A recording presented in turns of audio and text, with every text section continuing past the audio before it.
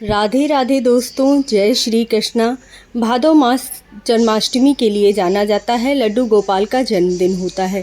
भादो मास में सूर्य भगवान की पूजा का नियम जो माताएं लेती हैं, उनके पुत्रों की तरक्की कभी नहीं रुकती, किसी भी कार्य में मार्ग में बाधा नहीं आती, उनके पुत्रों के पुत्रियों के सम्मान और यश में वृद्धि होती है, उनके विवाह आदि कार्य नहीं रुकते। इसीलिए प्रत्येक माता को सूर्य भगवान की उपासना और भादो मास में व्रत अवश्य ही करना चाहिए। यदि पुत्र अथवा पुत्री सक्षम है व्रत करने के लिए, तो वह स्वयं भी व्रत रख सकते हैं। किस प्रकार व्रत करना है, किस प्रकार पूजा करनी है, ये ध्यान से देखिएगा। और संकल्प भी व्रत का लेना सबसे ज़्यादा ज़रूरी होता है। तो किस तरह से पूजा करेंगे, चलिए सबसे पहले हो जानते हैं। सबसे पहले नियम होता है कि व्रत का संकल्प लेना है।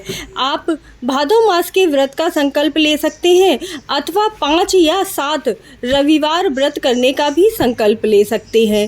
संकल्प लेने के उपरांत आपको सुबह स्नान आदि करने के पश्चात स्वच्छ वस्त्र पहनकर, लाल रंग के वस्त्र यदि आप पहनते हैं तो ज़्यादा उत्तम है।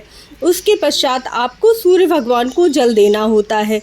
हमारे सनातन धर्म में सबसे पहला नियम होता है सूर्य भगवान को जल देना और तुलसी माता को जल देने का।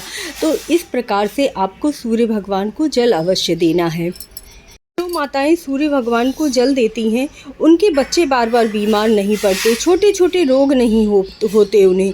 इसीलिए सूर्य भगवान को जल अवश्य ही माताओं को देना चाहिए। सूर्य भगवान को जल हमेशा तांबे के लोटे में ही देना चाहिए।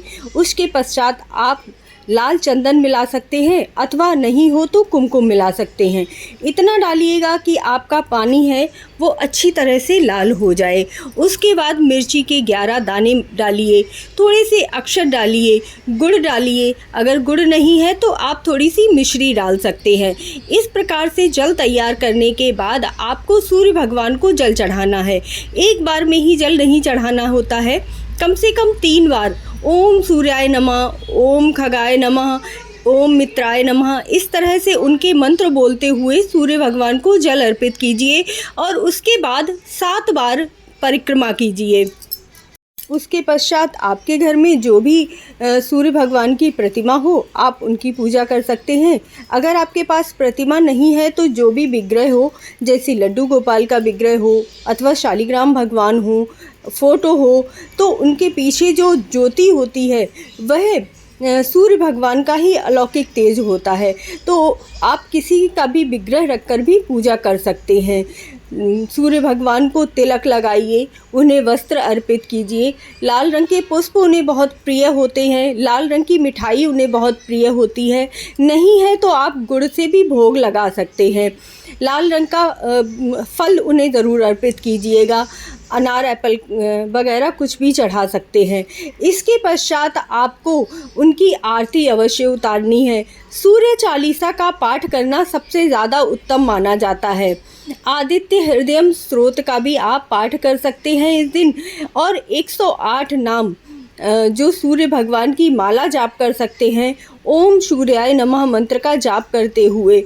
इस तरह से आप 108 माला का जाप अवश्य कीजिएगा। जो माताएं आदित्य हृदयम स्तोत्र का पाठ करती हैं, उनके बच्चों की तरक्की कभी नहीं रुकती, उनके मान सम्मान में वृद्धि होती है, ऐश्वर्य प्राप्त होता है।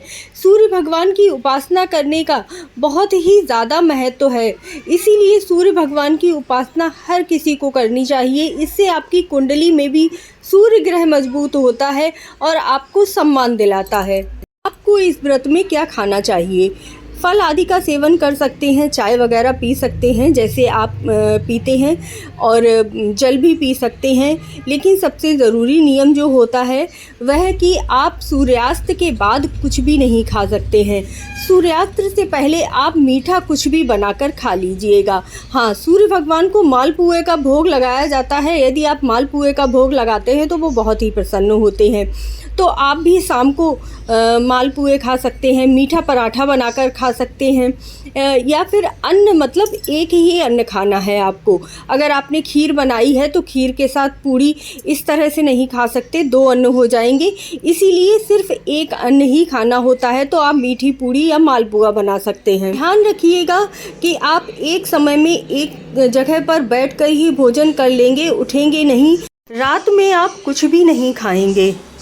आपको इस व्रत में मीठा भोजन ही करना होता है, आप नमक का प्रयोग नहीं कर सकते हैं।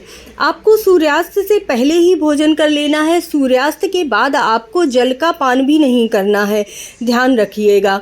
सूर्यास्त से पहले ही पूजा की जाती है, सूर्यास्त से पहले ही आपको भोग ग्रहण करना होता है। इस तरह से यदि आप पूजा करेंगे तो सूर्य भगवान प्रसन्न होते हैं और आपकी कुंडली से सारे दोष समाप्त हो जाते हैं। जय श्री कृष्णा, जय राधे राधे।